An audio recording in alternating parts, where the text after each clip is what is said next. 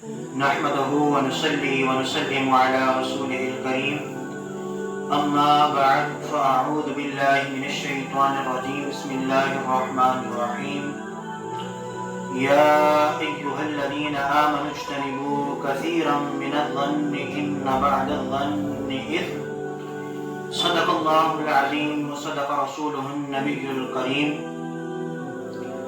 YouTube کے ناظرین، ایک مرتبہ پھر ہم نیا موضوع لے کر آئے ہیں۔ آج ہم جس موضوع کے متعلق سنیں گے وہ ہے بدگمانی۔ بدگمانی کسے کہتے ہیں اور اس کی آفات کے متعلق کچھ بیان کرنے کی کوشش کروں گا۔ اللہ رب العزت ارشاد فرماتا ہے یا ایھا الذین آمنوا اجتنبوا کثیرا من الظن، اے ایمان والو بہت سارے گمان سے بچو۔ ان بعد الظن اثم، آگے فرمایا کہ بے شک بعض گمان گناہ ہو جاتے ہیں۔ تو آئیے ہم پہلے دیکھتے ہیں کہ گمان کہتے کیسے ہیں۔ گمان کی ڈیفینیشن یہ کی جاتی ہے کہ ہر وہ خیال کہ جو کسی ظاہری نشانی سے حاصل ہوتا ہے۔ اب آپ اس کو ایک ایگزامپل سے سمجھیں کہ کہیں سے آپ دیکھ رہے ہیں کہ دھواں آپ کو نظر آ رہا ہے، تو آپ کے ذہن کے اندر یہ خیال آ جاتا ہے کہ وہیں آگ لگی ہوئی ہے۔ آپ کے ذہن کے اندر یہ خیال آ جاتا ہے، اس کو گمان کہتے ہیں۔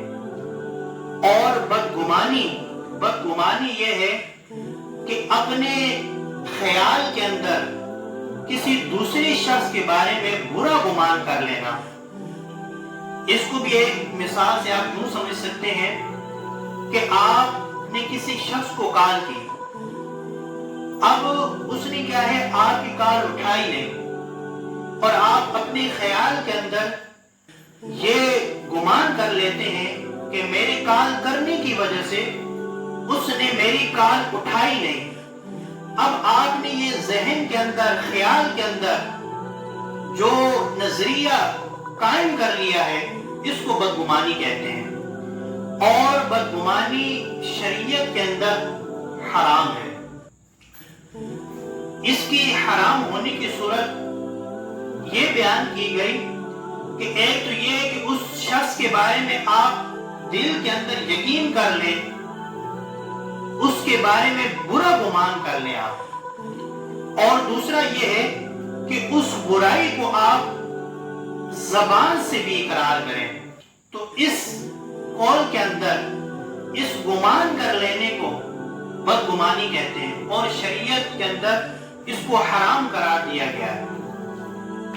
ایک روض الریاحین کے اندر ایک واقعہ موجود ہے کہ بہت بڑے بزرگ ہیں، حضرت سیدنا ابو القاسم شیخ محمد جنید بغدادی رحمت اللہ تعالی علیہ ایک مرتبہ کسی مسجد کے اندر جنازے کے لیے حاضر تھے، وہاں اور لوگ بھی موجود تھے۔ تو ایک فقیر آیا، اس نے سب سے سوال کرنا شروع کیا اپنی محتاجی کے بارے میں۔ اب ان جنید بغدادی رحمت اللہ تعالی علیہ کے ذہن کے اندر آیا کہ کاش کہ یہ سوال نہ کرتا بلکہ کسی اور سبب سے اپنی یہ مدد پوری کر لیتا، یعنی خود ہی کما لیتا، کھا لیتا، سوال کرنے کی نوبت نہ آتی۔ یہ انہوں نے اپنے گمان کے اندر نظریہ قائم کر لیا۔ تو جب آپ کو رات کا وقت آیا تو آپ نے نوافل پڑھنا شروع کیے، لیکن آپ کا نوافل پڑھنا دشوار ہو گئے۔ آپ نے سوچا کہ سو جاؤں، سونے لگے تو سونے کا بھی مزہ نہ آیا، یعنی سونے کے اندر بھی آپ نے نیند نہ کر سکی۔ کچھ ہی دیر بعد آپ کو نیند تو آئی، نیند کے اندر آپ کو خواب آیا کہ ایک دسترخوان لگا دیا گیا ہے، اس دسترخوان پر فقیر کے گوشت کو بچھا دیا گیا ہے، اور آپ سے کہا جا رہا ہے کہ آپ اس گوشت کو کھائیں۔ تو اب آپ سمجھ گئے بدگمانی کی تھی، اس بدگمانی کے سبب مجھے خواب کے اندر یہ آفت میرے اوپر آئی ہے۔ اب جب آپ نے خواب کے اندر اس کو دیکھا تو آپ جیسے ہی بیدار ہوئے تو آپ صبح صبح نکل گئے اس فقیر کو تلاش کرنے کے لیے۔ جب آپ فقیر کو تلاش کرنے کے لیے گئے تو آپ نے اس کو ایک دریا کے کنارے پایا، تو آپ نے اسے سلام کیا۔ جب آپ نے سلام کیا تو اس نے آپ کے سلام کا جواب دیا، اور سلام کا جواب دینے کے بعد اس فقیر نے کہا، اے ابو القاسم دوبارہ ایسا مت کرنا، اللہ عز و جل ہمیں اور تمہیں معاف فرمائے۔ تو دیکھیے بزرگوں کا یہ طریقہ تھا کہ آپ کو پتہ چل گیا تھا کہ میں نے بدگمانی کی تھی تو آپ نے فوراً رجوع کیا۔ یہ جو میں نے آیت مبارکہ پڑھی ہے، اس آیت مبارکہ ہی کے تحت در منصور کے اندر ہے کہ حضرت عائشہ رضی اللہ تعالی عنہا سے مرفوعاً مروی ہے کہ جس شخص نے کسی مسلمان بھائی پر برا گمان کیا، بے شک اس نے اللہ عز و جل کے ساتھ برا گمان کیا۔ بظاہر تو ہم کسی شخص سے برا گمان کر رہے ہیں، لیکن اس کو کیا کہا جا رہا ہے؟ گویا کہ اس نے اللہ عز و جل کے ساتھ ایسا برا گمان کیا ہے۔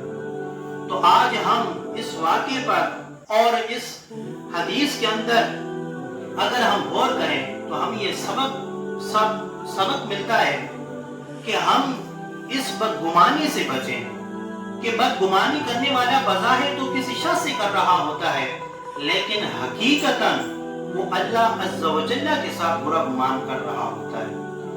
اب ہم بدگمانی سے بچے کیسے ہیں؟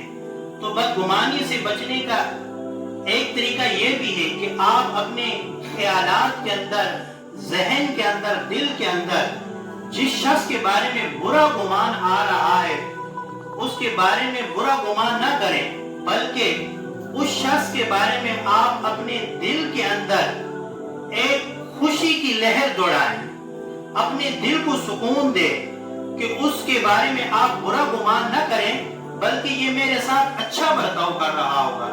مثال کے طور پر آپ نے اس شخص کو کال کیا، اس نے کال نہیں اٹھائی، تو ہو سکتا ہے کسی وجہ سے اس نے نہ اٹھائی ہو سکتا ہے کہ اس نے کسی اور وجہ سے نہ اٹھائی ہو، اور ہم اپنے گمان کے اندر اس کو برا گمان کر رہے ہوں۔ تو کوشش کریں ان احادیث کی روشنی میں اور اس واقعے کے اندر بھی ہمیں یہ سبق ملتا ہے کہ ہم بدگمانی سے بچیں، کہ ہمیں ایک ترغیب بھی دلائی گئی ہے کہ اچھا گمان کرنا دوسرے شخص کے بارے میں یہ بھی عبادت ہے۔